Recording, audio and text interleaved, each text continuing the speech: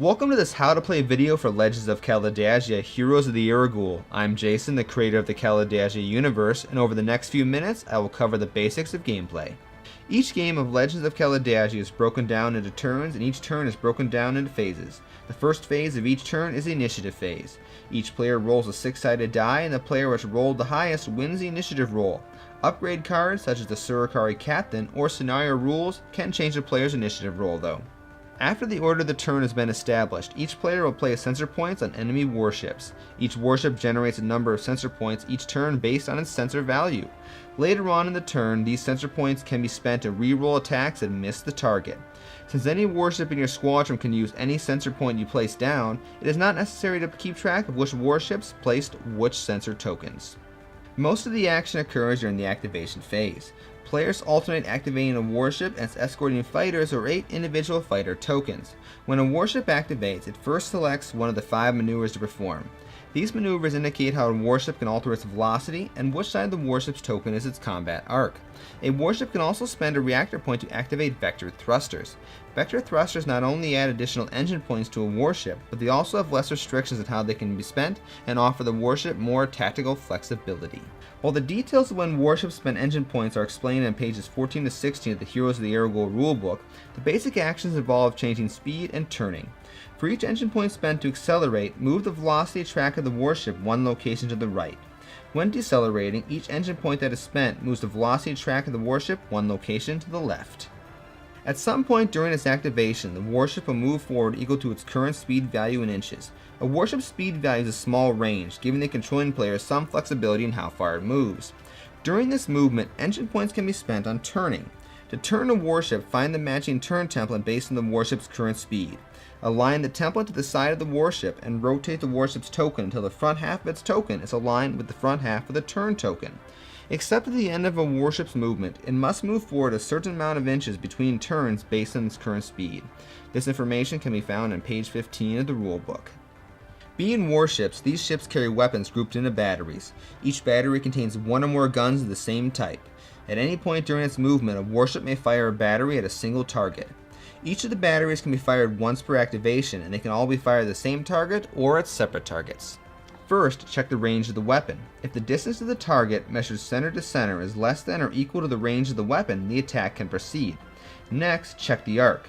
If the battery has a turret arc, the attack can proceed. Most weapons, though, are mounted in the combat arc. Earlier in the video, I mentioned that the warship's selected maneuver changes its combat arc. In space, a warship does not need to face the direction in which it is traveling. Instead, its facing is controlled by what maneuver the warship is performing. In Heroes of the Heragul, each maneuver divides the battlefield in half along one of the warship's main axes. The side of the battlefield shaded green by the maneuver indicates which side of the warship's token is its combat arc, and the target of the attack must lie in that half of the battlefield in order for the attack to proceed. Now it is time to make the attack. Roll a 6-sided die for each gun in the battery. For each 3 or 4 rolled indicates a hit, and for each 5 or 6 rolled indicates a solid hit. Damaged weapon batteries have a more difficult time in striking their target. If the target has 1 or more sensor points assigned to it, these sensor points can be spent to reroll gun dice that fail to hit. If a battery scores 1 or more hits, build a pool of power dice equal to the power value of the battery for each gun that scored a hit or a solid hit. For example, if both the guns of a Heragul medium plasma pulse battery hit their target, a pool of 4 power dice would be built. Next, the target of the attack can spend a reactor point to overcharge its armor and reduce the size of the power pool by half. The attacker then rolls a dice in the power pool, and for each die which rolls equal to or greater than the target's critical value, that die will inflict a critical hit on the target. The number of critical hits, however, cannot exceed the number of guns which hit the target. The details for critical damage can be found on page 23 of the rulebook. Warships also carry 2 other types of weapons. The first is a missile. Missile batteries do not normally roll dice to make attacks. Instead, missile batteries launch missile tokens. These tokens move at the end of the turn and seek out enemy warships. During the following turn, if they are not shot down, they will strike their target and cause damage.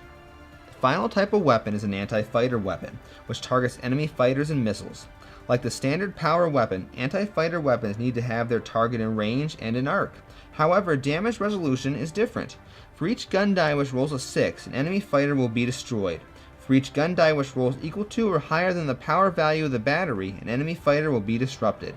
In addition, the effects from an attack can be applied to the original target as well as other enemy fighters within 3 inches of the original target. When individual fighters are activated, 8 must be activated at once unless the player has less than 8 fighters remaining. Unless a fighter is disrupted, the details of which can be found on page 22 of the rulebook, fighters activate in the following manner. Each fighter will make 2 different 12-inch moves, and all the fighters will complete their first move before any fighter makes their second move. A fighter may attack once per turn, and this attack can occur before or after either of its 2 moves. All the activated fighters do not need to attack at the same time, but no fighter can make one of its moves until all fighters have either attacked or declined to attack at this time. Most of the fighters carry anti-fighter weapons mounted in turrets and follow those rules for resolving attacks. Some fighters do carry capital scale power weapons and follow those sets of rules for resolving combat. However, fighters do have a special rule called dogfighting. When a fighter makes an attack with an anti-fighter weapon, friendly fighters within 3 inches of the attacking fighter can join in the attack. These fighters do not need to be in range of the target.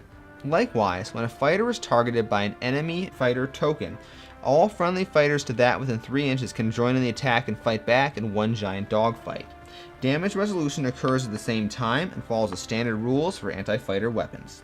Finally, some of the fighters can make a special type of attack called a precision attack.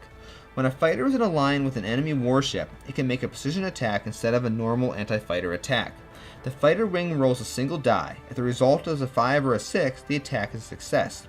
The controller of the fighter draws 2 critical damage cards and selects one to apply to the target warship. This type of attack is great at crippling individual warships. Once all units have activated, the game moves into the end phase. During the end phase, the first thing you need to do is check for victory conditions.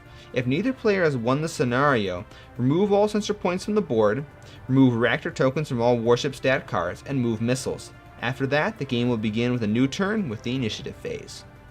Once again, I'm Jason. Thanks for watching this video on how to play Legends of Kalidasia Heroes of the Heragul. Hopefully it gives you an idea as to what makes this edition of Legends of Kalidasia unique among other space combat games.